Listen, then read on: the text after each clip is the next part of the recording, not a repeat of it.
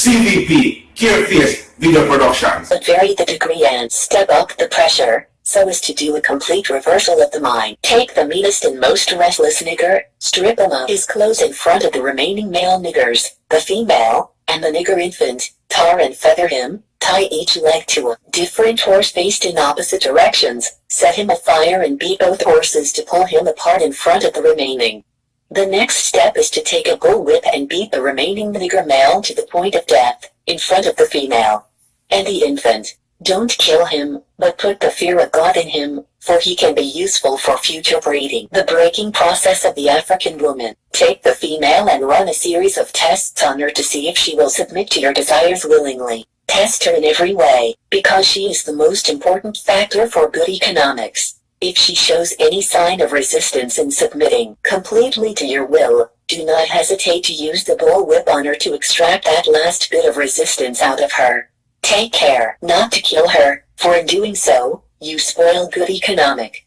When in complete submission, she will train her offsprings in the early years to submit to labor when they become of age. Understanding is the best thing, therefore, we shall go deeper into this area of the subject matter concerning what we have produced here in this breaking process of the female nigger. We have reversed the relationship in her natural uncivilized state. She would have a strong dependency on the uncivilized nigger male, and she would have a limited protective tendency toward her independent male offspring and would raise male offsprings to be dependent like her. Nature had provided for this type of balance. We reversed nature by burning and pulling a civilized nigger apart and bull-whipping the other to the point of death, all in her presence. By her being left alone, unprotected, with the male image destroyed, the ordeal caused her to move from her psychological dependent state to a frozen independent state. In this frozen psychological state of independence, she will raise her male and female offspring in reversed roles. For fear of the young male's life, she will psychologically train him to be mentally weak and dependent, but physically strong. Because she has become psychologically independent, she will train her female offsprings to be psychological independent. What have you got? You've got the nigger women out front and the nigger man behind them scared. This is a perfect situation of sound sleep and economic. Before the breaking process, we had to be alertly on guard at all times. Page 3 of 4. Now we can sleep soundly, for out of frozen fear his woman stands guard for us. He cannot get past her early slave molding process. He is a good tool, now ready to be tied to the horse at a tender age. By the time a nigger boy reaches the age of 16, he is soundly broken and in ready for a long life of sound and efficient work and the reproduction of a unit of good labor force, continually through the breaking of uncivilized savage nigger, by throwing the nigger female savage into a frozen psychological state of independence, by culling of the protective male image, and by creating a submissive dependent mind of the nigger male slave. And the black man don't have a chance with the female, with the black female or the negro female, because she's independent. We have created an orbiting cycle that turns on its own axis forever, unless a phenomenon occurs and reshifts the position of the male and female slaves. We show what we mean by example. Take the case of the two economic slave units and examine them closely. The nigger marriage. We breed two nigger males with two nigger females. Then we take the nigger males away from them and keep them moving and working. Say one nigger female bears a nigger female and the other bears a nigger male. Both nigger females being without influence of the nigger male image, frozen with an independent psychology, will raise their offspring into reverse positions. The one with the female offspring will teach her to be like herself, independent and negotiable. We negotiate with her, through her, by her, we negotiate her at will. The one with the nigger male offspring, she being frozen with a subconscious fear for his life, will raise him to be mentally dependent and weak, but physically strong, in other words, body over mind. Now in a few years when these two offsprings become fertile for early reproduction, we will mate. You see what I'm saying? They take away the male, so the male that's growing up will not have the overstanding of a male. Reading a lot, and like reading, to maybe pay attention to something and go on and see if they can do more research and find more things and then see what they're connected to.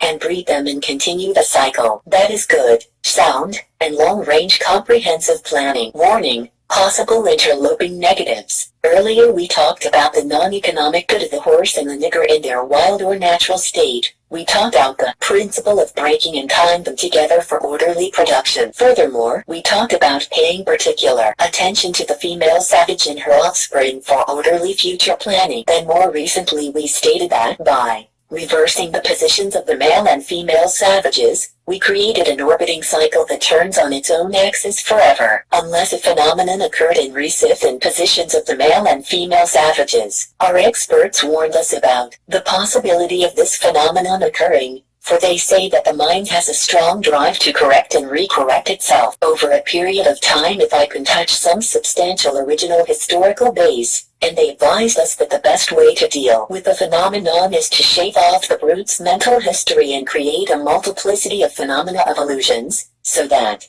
each illusion will twirl in its own orbit, something similar to floating balls in a vacuum. This creation of multiplicity of phenomena of illusions entails the principle of cross-breeding the nigger and the horse as we stated above, the purpose of which is to create a diversified division of labor, thereby creating different levels of labor and different values of illusion at each connecting level of labor, the results of which is the severance of the points of original beginnings for each sphere illusion. Since we feel that the subject matter may get more complicated as we proceed in laying down our economic plan concerning the purpose, reason and effect of cross-breeding horses and nigger, we shall lay down the following definition terms for future generations. Orbiting cycle means a thing turning in a given path. Axis means upon which or around which a body turns. Phenomenon means something beyond ordinary conception and inspires awe and wonder. Multiplicity means a great number. Sphere means a globe. Cross-breeding a horse means taking a horse and breeding it with an ass and you get a dumb backward ass long-headed mule that is not reproductive nor productive by itself. Cross-breeding niggers mean taking so many drops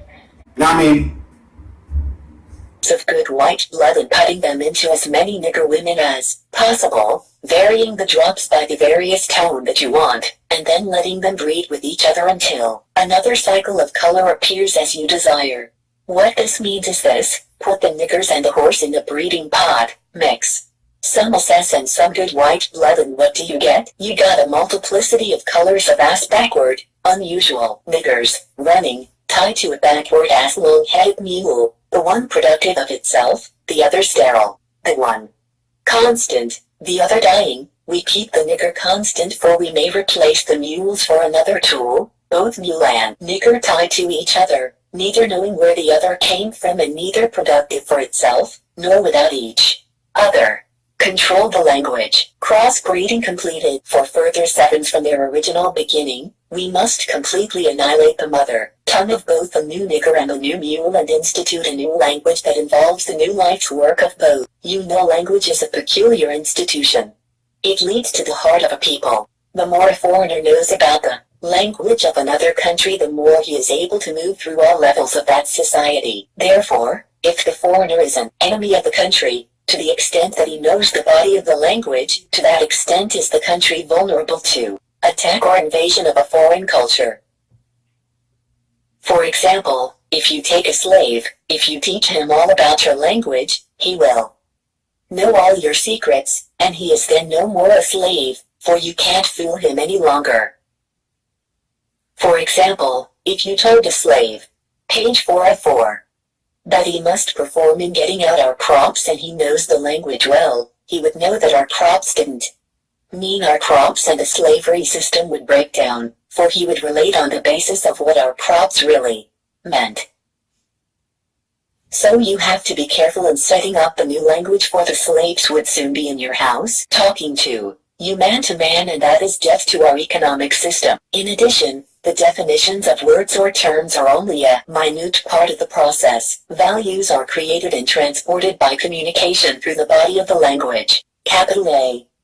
Total society has many interconnected value systems. All the values in the society have bridges of language to connect them for orderly working in the society. But for these language bridges, these many value systems would sharply clash and cause internal strife or civil war, the degree of the conflict being determined by the magnitude of the issues or relative Opposing strength in whatever form. For example, if you put a slave in a hog pen and train him to live there and incorporate it into value it as a way of life completely, the biggest problem you would have out of him is that he would worry you about provisions to keep the hog pen clean, or the same hog pen and make a slip and incorporate something in his language whereby he comes to value a house more than he does his hog pen. You got a problem. He will soon be in your house. CVP, Careface Video Productions.